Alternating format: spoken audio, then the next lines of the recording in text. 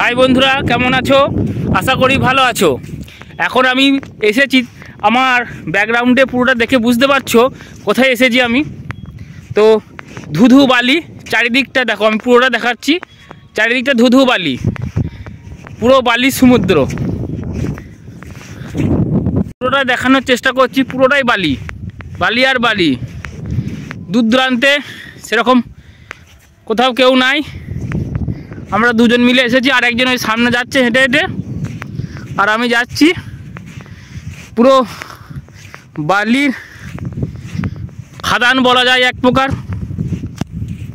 অনেকক্ষণ বালির ওপরে হাঁটার পর, কিছুটা যাওয়ার পর হঠাৎ করে দেখছি, বাবা, এখানে তো কোনো একটা পশু মারা গিয়েছিল, তাকে এখানে ফেলে দেওয়া হয়।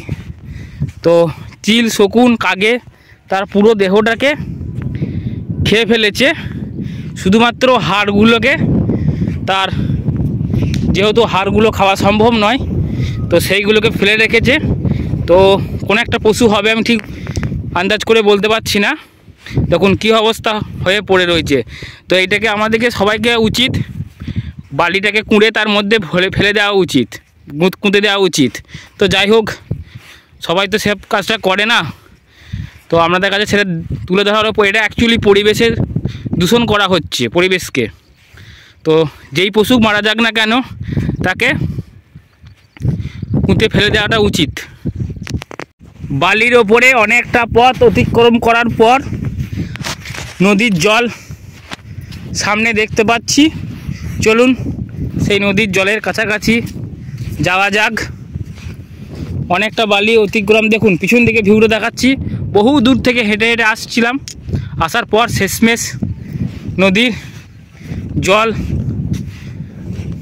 কাছে এসেছি। কিন্তু সমস্যা একটাই, আমি যে প্রান্তে রয়েছি সেখান থেকে নদীটার জল একটু ডিফারেন্স রয়েছে, এখান থেকে নামাটা একটু চাপ হয়ে যাবে।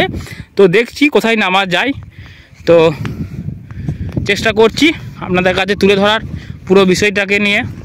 দেখুন কি সুন্দর ভিউ, কি সুন্দর ভিউ। জল কম আছে কিন্তু ভিউটা দেখুন, খালি পুরো একবারে বিউটিফুল।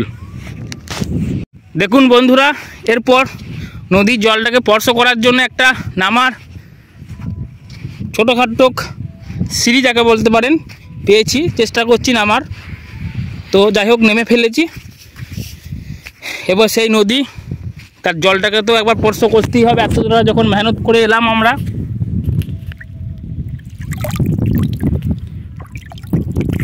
ওহ কি ঠান্ডা জলটা, সেই ঠান্ডা। অনেকটা রাস্তাও অতিক্রম করে আসার পর একটু ক্লান্ত হয়ে পড়েছি।